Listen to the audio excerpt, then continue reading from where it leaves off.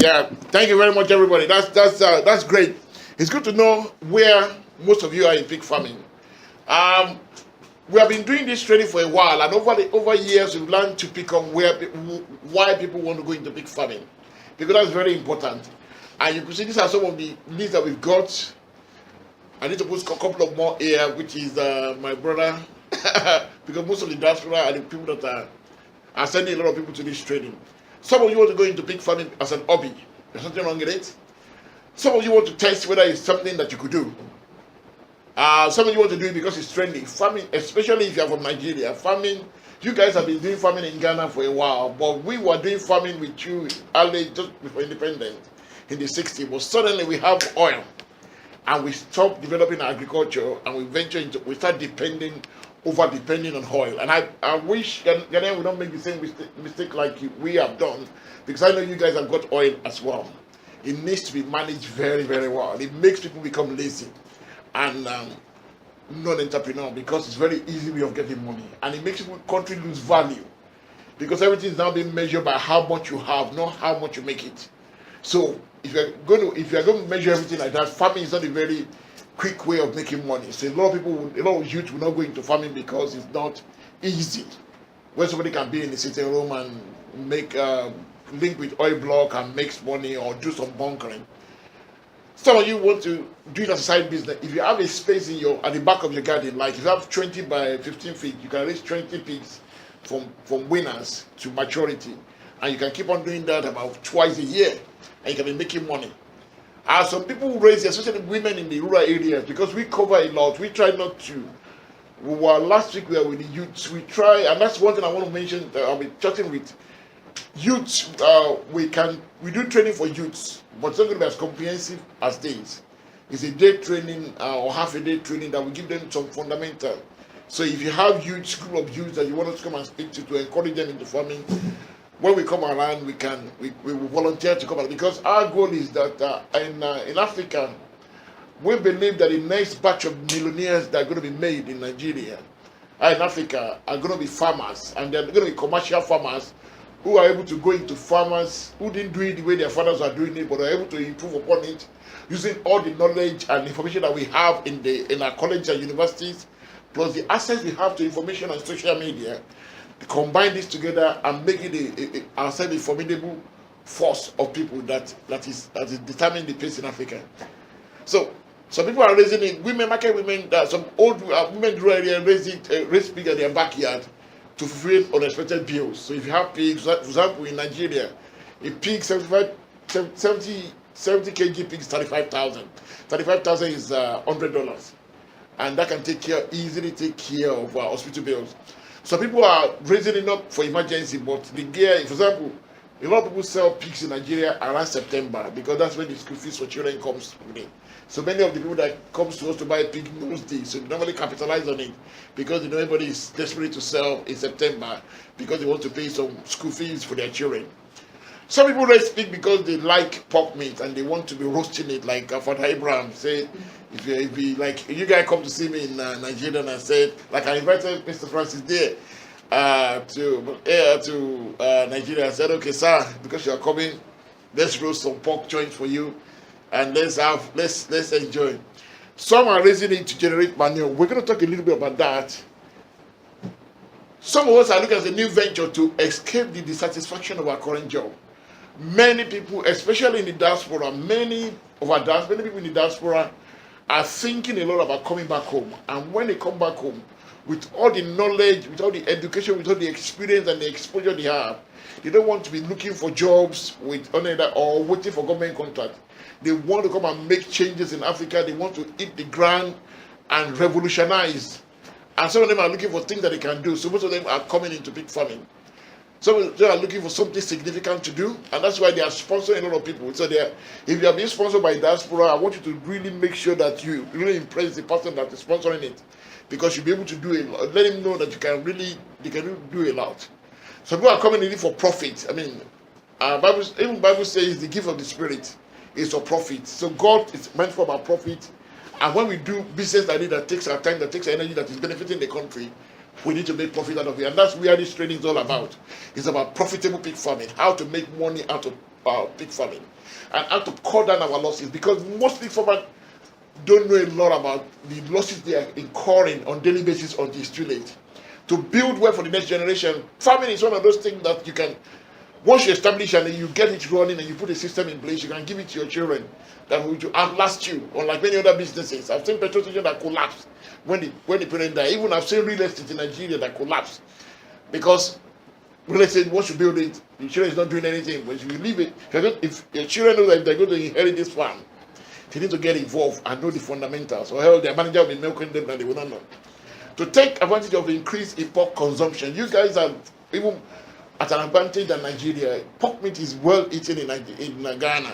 In Nigeria, I've spent the last 5 years single-handedly promoting pork consumption, and it seems to be working. And a lot of people have come into pig farming as a result of it, both on the media, and the TV, in the radio, in the newspaper, and on YouTube. But speaking of very gradually, and this is one of the code I got from one of my participants. Said, I've used my knowledge and skill to make money for my company and my boss. It is high time that I do the same for myself. And that belief is saying that we want to with all the, if you start pig farming, all the knowledge and experience that you've gained in the course of your life, you will have to use it, because it's one of those business that uses everything that you have got. And that's why you can be two farmers, have 20 pigs in your farm, and you're making 40% profit, gross profit difference, more than the other person. And it's just because of the little things you are doing, not because of big things. We'll look at it later. But the question is why I believe you, these are why I should believe you invest in pig farming. If you've not raised animal before, pig is one of the easiest to raise, especially compared to chicken or catfish or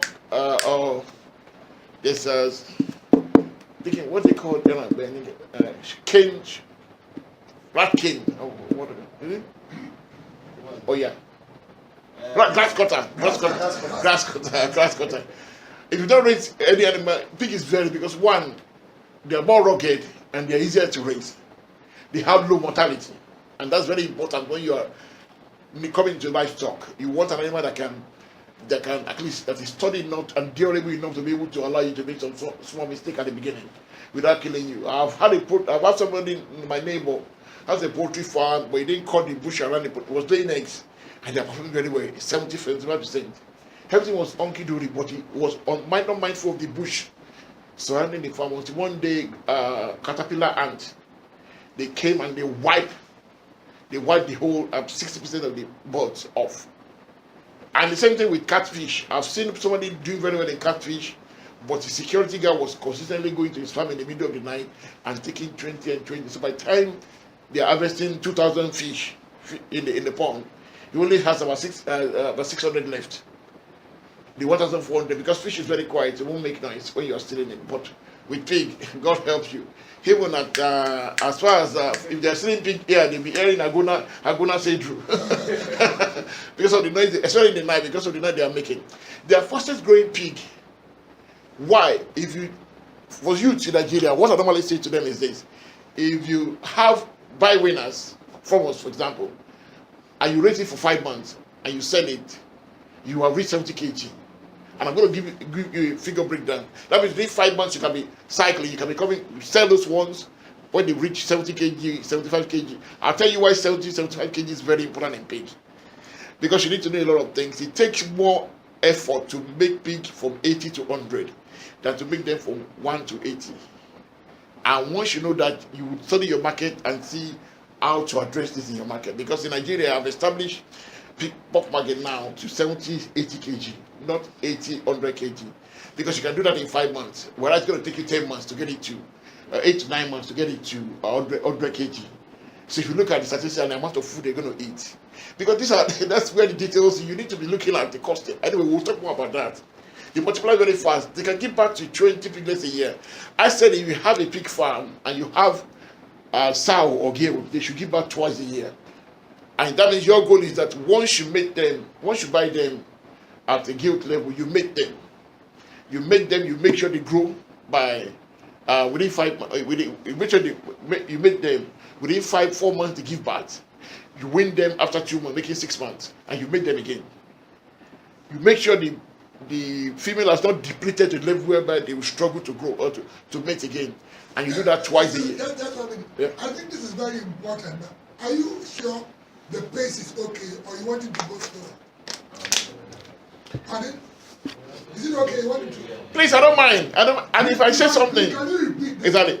Please, even anybody, if I say something and it's too fast, but you think it's important, I don't mind. See, I get passionate. I love pig production. I'm not doing it because it's excitement, but there's no point in me saying it if you don't hear it. So I don't mind at all. So let me just go down. Your goal as a pig farmer is to have as many piglets as possible and to have them grow as quickly as possible.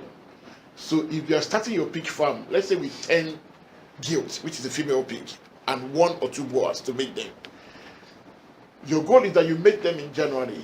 Pigs give birth first in 3 months, 3 weeks, 3 days. Now that's what you will read from textbook. But literary times is 4 months. It's give or take 4 months. You want to calculate. Don't give it that. You want to calculate. So knowing that 4 months, because if I say 4 months down there, you can multiply it by 2. Then you know at least you can give birth twice. Now it takes 4 months for them to be 4 months for them to be during pregnancy. And so if you make them in January, by April, May, they will have given birth. You keep them, you allow them to nurse the baby piglets for 2 months.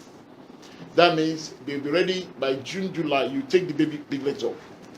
Now, the way it works in animal is that if you take the winner off the female, when the winner is with them, they will not come on it. Now, it is the time when their period in human times, and in animal time they only mate during that eat period. They don't mate, and you know that female can mate anyhow because of their intellectual development. But pigs or animal, most animal they only mate when they are on eat, and in pigs it happens every 21 days. So if you buy a pig for me, I'm going to retract back. If you buy a pig for me in January, by 1st of January, by 21st of January, all the pigs you bought for me should have gone through one eat. So that means if you miss anyone that time, within next another 21 days, they will have gone through it. So if I'm a farmer, if you buy pig for me, like I normally do, I normally send Dickon down. If you buy pig for me, I will come to your farm and ask you, in the first 21 days, have you mated all of them? I'll call you. If not, I'll say, sir, within the next 21 days, you've missed one of those 8. That's why they've not on it. If you look at them every day and check, we're going to talk about how to know when an animal is on it. So, if within that 21 days, they should mate. So, that's why I said they give birth not in April, but in May. When they give birth in May, you give them 2 months to take care of their winner, of the piglets, to nurse the piglets. So, in June, July, they will have win the animal. Now, if you take the baby away from the mother, within 5 to 7 days, they will come on it again. Because that is it's fun. I'll tell you why when we get that. That means, so when they come on it again, you make them again by November, all of them shall give back the second time. Now, as a farmer, you want to make sure that in every 12 calendar month, your pigs give birth twice a year. So it doesn't have to be, so you start from February, just count within 4 or 5 months, they should give birth first. Within 10, 11 months, you give birth to the second one. If you do that, you are going to be making a lot of money from your guild. Now, if you're not sure why, you will know when I tell you how much your guild on the farm is costing you. You realize why you cannot waste time. You have to operate like that. Because if you're not operating like that, you're making a loss, whether you know it or not. But we'll go down later. Like I said, you can get your money back if you're doing winners.